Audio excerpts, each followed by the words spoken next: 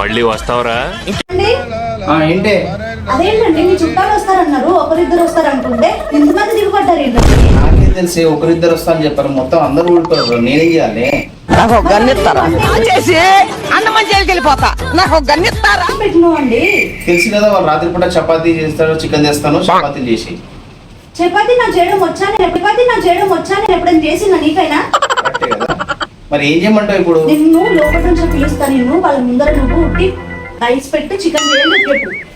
సరే ఇది నా మాట, నా మాటే శాసనం. అలాగే. ఏవండి ఇలా రండి. వస్తున్నా ఉండండి. నైట్ గా రైస్ చికెన్ చేసేవే ఈ రోజుకి. ఓకే అండి, డన్. నీ మొహాల మంట.